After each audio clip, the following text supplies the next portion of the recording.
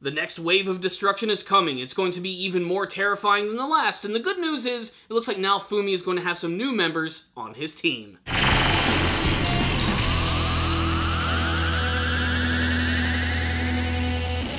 Not a lot of time to do this review, lots to talk about, so let's go ahead and jump into this review. I do apologize that this is going to be a very rapid-paced, super fast review. I'm very low on time, so let's talk about the episode.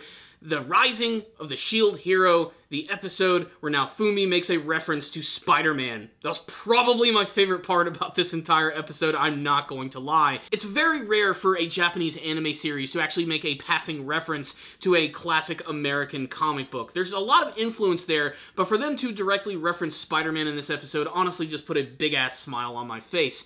But overall, the main story of this episode is that Naofumi does not trust Melty. He wants nothing to do with her or her entire family. He is freaking done. So that entire storyline basically just goes to the wayside, and we don't see Melty for the rest of the episode. It is implied that Melty's mother has put her on a mission to set the king straight, but again, we don't really get to see any of that come to fruition. And conflict is just around the corner as the next wave of destruction is coming, and Naofumi and his team are preparing for the next big conflict. And it looks like they're going to have a lot of help, as a lot of those soldiers from the village of Loot are going to be joining their team, although they're not going to be doing it for free. Naofumi says that they're going to have to collect a lot of money if they want to join the group. This is all actually a secret mission to see if they actually have the dedication to do it, and when they finally do have the money by the end of the episode, he tells them to use that to try and buy some brand new gear. It's pretty freaking cool. But one of the biggest plot points of this episode is it looks like Naofumi and his team are about to get a big upgrade. They're going to actually have the ability to have a class upgrade, which means they're going to get a brand new level cap, so they're actually going to be able to get stronger. And in order to do this,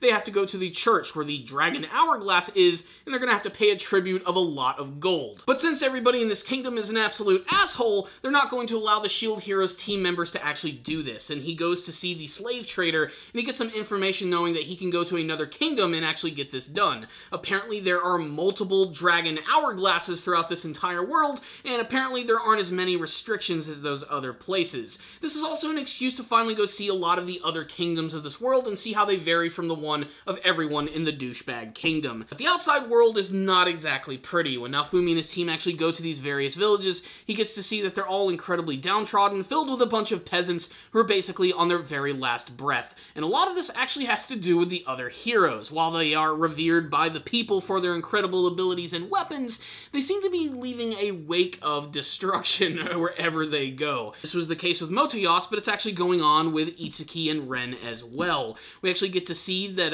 Itsuki actually ended up saving this village, which ended up having a more corrupt ruler take over it, and basically taking over the people and taxing them all to hell.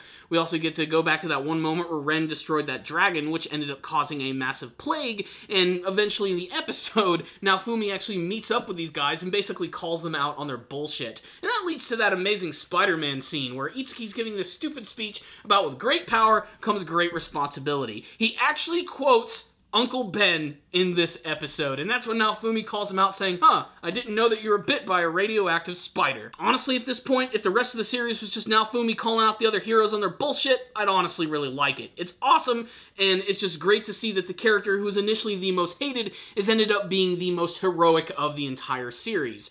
Ren, however, is a little more accepting of the fact that he fucked up, actually realizing that Raphtalia has been hurt by the poison of that dragon, but Itsuki, on the other hand, refuses to believe anything that Naofumi says. I have a feeling it's only a matter of time before he gets some humble pie shoved up his ass. But enough about baked goods going up someone's rectum. What's the rundown on this episode of The Rising of the Shield Hero? An episode which is ultimately building up the next wave of destruction. And that's something to get excited about, as this time it's probably going to be even more intense, and we're going to see a lot of crazy shit going down. I love the fact that Naofumi is actually going to have some new people who are going to be joining his party. Whether they're going to be mainstays or they're just going to join him for the battle remains to be seen, but it's awesome to know that his ever repertoire of growing characters is going to get much larger, and this time they're not just going to be your run-of-the-mill Stanime lolicon anime girls. There's actually going to be some variety here, such as generic soldiers, and a furry magic girl. Variety truly is the spice of life. The episode also had a pretty good cliffhanger ending with the introduction of what I'm guessing is going to be one of the first major villains of the show.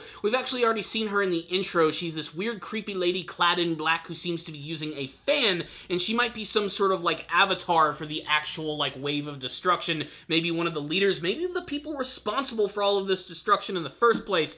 I don't know. All I know is the intro shows that eventually Naofumi is going to be battling against her, and I cannot wait to see what that's all going to be about. But ultimately, this is a pretty good build-up episode of the series, which has definitely got me pumped for the next major confrontation of the series, which is why I'm going to give this episode a 4 out of 5. Not exactly groundbreaking, but still another super entertaining episode of the series, which is saved by its characters, and like I said, it's always awesome to see Naofumi get the better of the other heroes.